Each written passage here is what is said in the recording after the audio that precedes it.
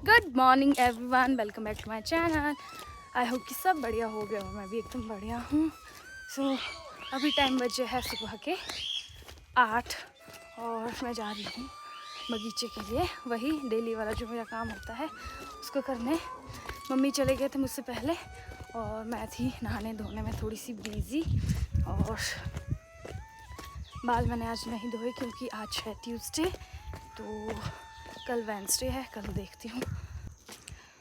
गांव में सुबह का जो माहौल होता है ना, वो बहुत ही अलग और बहुत ही सुकून वाला होता है, क्योंकि सुबह सुबह जो बर्ड्स की आवाज़ आती है बहुत ही प्यारी प्यारी, शायद आपको भी सुनाई दे रही होगी। मतलब सुबह सुबह ना गांव में एकदम फ्रेश हवा होती है और जिस दिन इंसान जल्दी उठता है ना, उस दिन उसका पूरा दिन अच्छा जाता है। ये सब मैं इसलिए बोल रही हूँ क्योंकि आजकल मैं भी थोड़ी जल्दी उठती हूँ।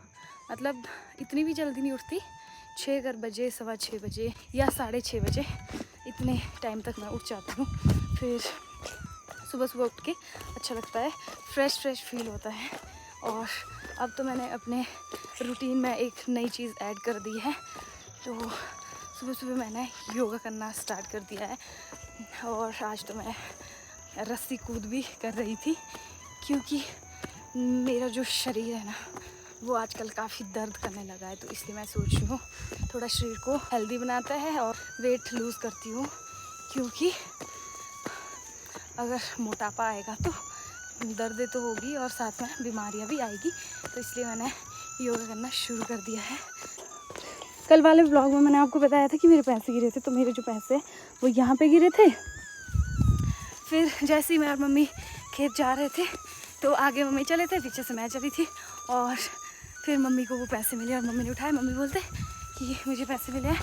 तो जैसे ही मम्मी ने ये चीज़ बोली ना, तो मैं ना एकदम से अपना बास्केट का पॉकेट ढूंढने लगी, क्योंकि पहले मुझे नहीं पता था कि मेरे पैसे गुम हुए हैं। उसी टाइम मुझे, क्योंकि इस रास्ते में कोई नहीं आता जाता ना, इसलिए जैसे मैंने अपना पॉकेट ढूंढा और फिर वो पैसे सच में मेरे थे। हमारे यहाँ पे ऐसा बोला जाता है कि अगर पैसे नीचे मिलते तो उसको कभी भी खर्च नहीं करते।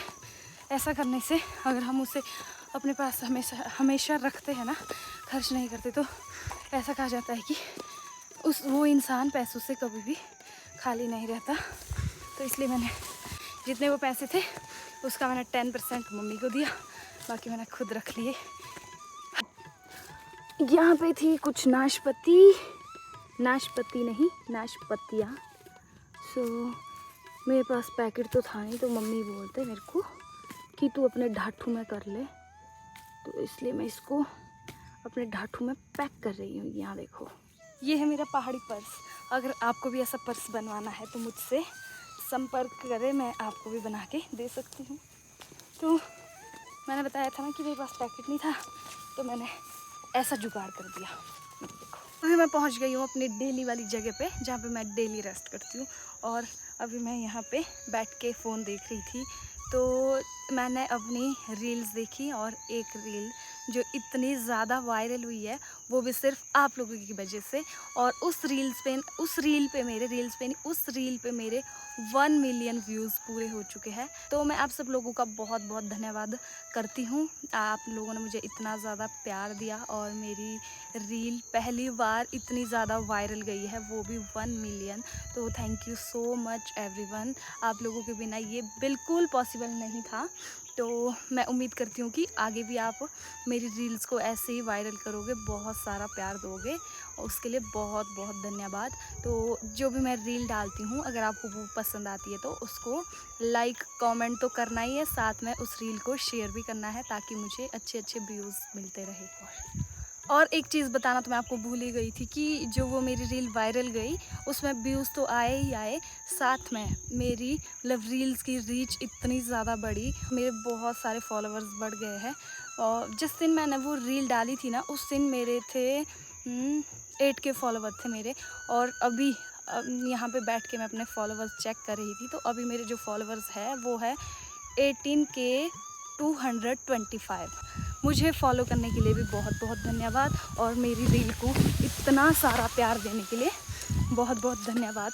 तो जब ऐसे आप लोग इतना ज़्यादा प्यार करते हो, रील्स मतलब शेयर होती है, वायरल होती है, तो इंसान के अंदर एक मोटिवेशन आ जाता है और अच्छा करने का। आप लोग जितना ज़्यादा प्यार करोगे, रील्स को वायरल करोगे, शेयर करोगे, उतनी ज़्यादा मैं मोटिवेट होंगी और उतनी अच्छी अच्छी रील्स बनाऊंगी। पिछले कल मैंने आपको बताया था ना कि हम अपने जो सेब के चारों ओर का एरिया होता है, जिसको हम तौलिया बोलते हैं, तो उसका खरपतवार निकाल रहे हैं। तो आज मैं आपको दिखाती भी हूँ कि उसको कैसे निकाला जाता है। सो पहले तो मैं उसके चारों तरफ जो लंबा लंबा घास है उसको निकालूंगी, और बाद में जब पूरा वो साफ़ हो जाएगा फिर उसके बाद निकालूंगी छोटा छोटा। तो आपको दिखाती हूँ अभी। ये तो है जी लंबा लंबा घास, पहले इसको साफ करेंगे। अभी तो आपको पौधा दिख भी नहीं रहा होगा कि कहाँ है, पहले इसको साफ करते हैं, इसके बाद दिखाते हैं आपको पौधा।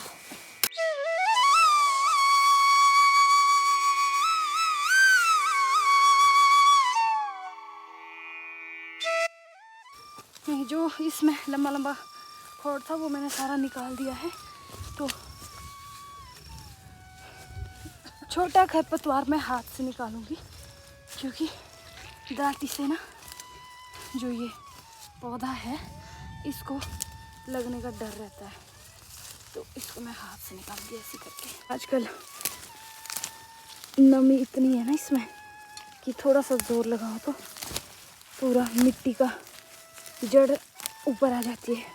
मिट्टी की नहीं, पूरी घास की जड़ ऊपर आ जाती है। ये देखो, घास बनाती बार हमारे को धोखा ना लगे, इसलिए इसके चारों ओर ये बॉडीगार्ड्स लगाए हैं। और मौसम का कोई पता नहीं है कब ख़राब हो जाए।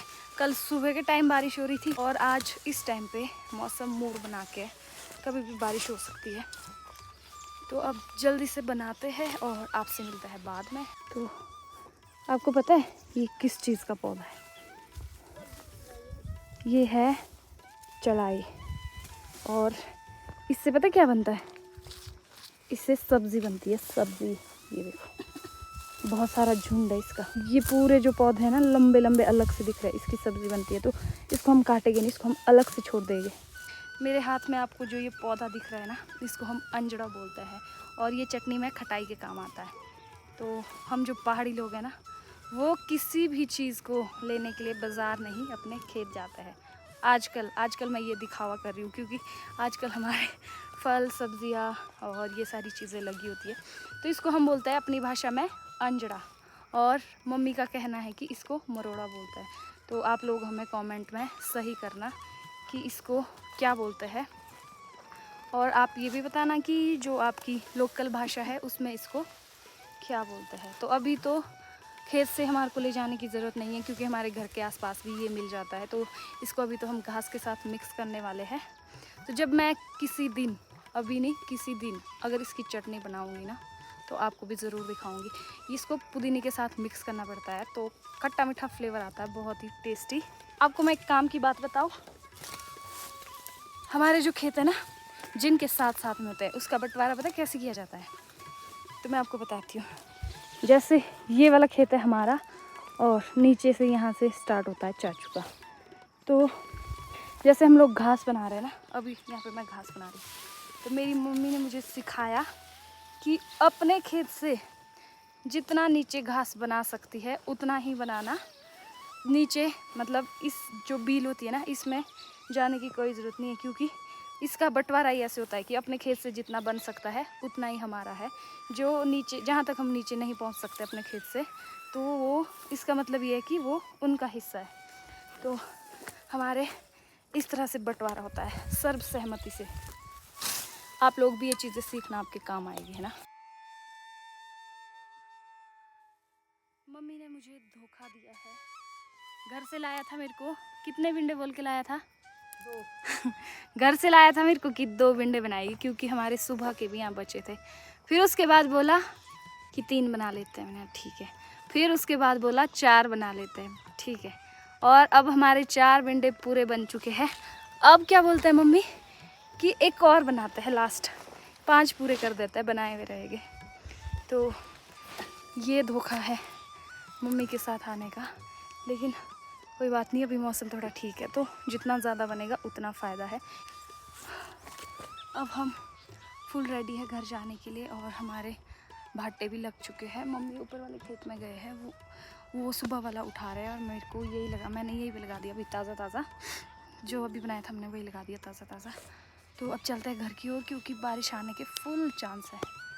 और आपको भी दिखाती हूँ मैं, मौसम बिल्कुल काला हो चुका है। इस ब्लॉग को मैं यहीं पे समाप्त करती हूँ और आपसे मिलती हूँ कल नए ब्लॉग के साथ, नए दिन के साथ। आपसे रिक्वेस्ट ही कर सकती हूँ कि मेरे ब्लॉग्स को प्लीज़ देखो और शेयर भी करो और ब्लॉग्स को लाइक भी करो और कमेंट भी करो। लेकिन मैंने अभी फ़िलहाल कमेंट्स ऑफ़ किए हैं, तो वो मतलब सबसे मेन बात है कि प्लीज़ ब्लॉग्स को शेयर करो ताकि ज़्यादा से ज़्यादा लोगों तक ब्लॉग्स पहुँचे और मेरे सब्सक्राइबर बढ़े। फेसबुक पे तो वैसे ही मेरे ठीक चला है सब कुछ सिस्टम, लेकिन ये सारी मैं यूट्यूब की बात कर रही हूँ। तो प्लीज़ ब्लॉग्स को शेयर भी करो और इस ब्लॉग को मैं यहीं पर समाप्त करती हूँ और आपसे कल मिलूँगी। तब तक के लिए बाय बाय।